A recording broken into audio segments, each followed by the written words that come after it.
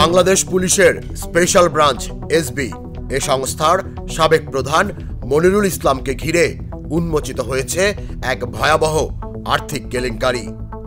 তদন্তে বেরিয়ে এসেছে রোহিঙ্গাদের সহায়তার নামে এনজিওর আড়ালে তিনি গড়ে তুলেছিলেন এক অন্ধকার সিন্ডিকেট।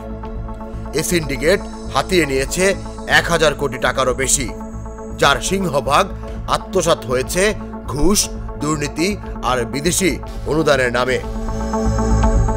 দুদকের অনুসন্ধান বলছে মনিরুল ইসলাম একা নন। তার স্ত্রী সাবেক অতিরিক্ত সচিব শায়লা ফারজানা, শ্যালক রেজাউল আলম শাহিন, শ্যালিকার স্ত্রী সঞ্জিদা খানম টুম্পা সবাই ছিলেন এই আর্থিক জালিয়াতির অংশ। তাদের নামে ব্যাংকে খোলা ডজন ডজন অ্যাকাউন্টে পাওয়া গেছে শত শত কোটি টাকার ট্রানজিশন। তদন্তকারীরা বলছেন এটি শুধু দুর্নীতি নয়, ছিল পরিকল্পিত মানি লন্ডারিং এর এক ভয়ঙ্কর নেটওয়ার্ক। রহস্যের কেন্দ্রবিন্দুতে আছে দুটি NGO, Kuwait Society for Relief KSR আর শারজা চ্যারিটি ইন্টারন্যাশনাল। রোহিঙ্গাদের খাদ্য ও পুনর্বাসনের নামে গেল 7 বছরে এ দুটি সংস্থা বাংলাদেশে এনেছে হাজার হাজার কোটি টাকা, কিন্তু অনুসন্ধানে দেখা গেছে সেই অর্থ সরাসরি গিয়েছিল SS এন্টারপ্রাইজ, উপমা ইন্টারন্যাশনাল সহ মনিরুলের আত্মীয়দের নিয়ন্ত্রিত প্রতিষ্ঠানের হিসেবে। সেখানে জমা হয়েছে শত শত কোটি টাকা, আবার অল্প সময়েই নগদ উত্তোলন হয়ে সেই সব টাকা মিলিয়ে গেছে অজানার অন্ধকারে। দুদকের নথি বলছে মনিরুল ইসলামের নামে 8টি ব্যাংক হিসাব সক্রিয় ছিল, যেগুলো দিয়ে করা হয়েছে নাটকীয় সব লেনদেন। তার স্ত্রী শায়লার নামে রাজধানীতে 50টিরও বেশি ফ্ল্যাট কেনার প্রমাণও মিলেছে। শ্যালকের স্ত্রী টুম্পার অ্যাকাউন্টে 1 বছরে জমা পড়েছে 11 কোটিরও বেশি টাকা। একজন গৃহিণীর নামে এই বিপুল সম্পদ চমকে দিয়েছে গোয়েন্দাদের।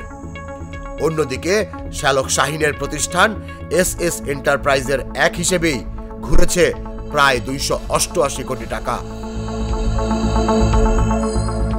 প্রাথমিক অনুসন্ধানে বেরিয়ে এসেছে বিদেশি অনুদানের টাকা কাগজে ছিল মানবিক সহায়তা, কিন্তু বাস্তবে তা পরিণত হয়েছে লুটপাটের যন্ত্রে।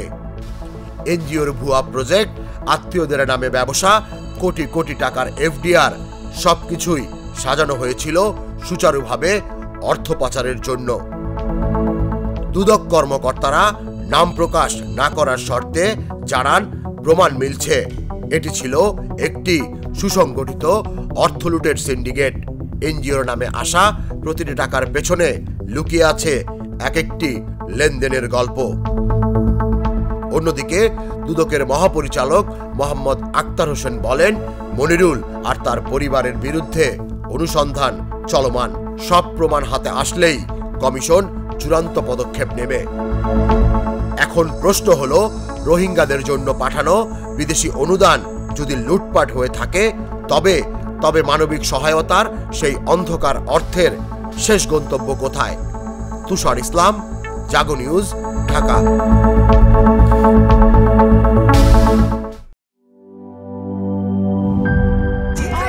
ট্রেন 2 ঘন্টা 33 মিনিট, 3 ঘন্টা 33 মিনিট।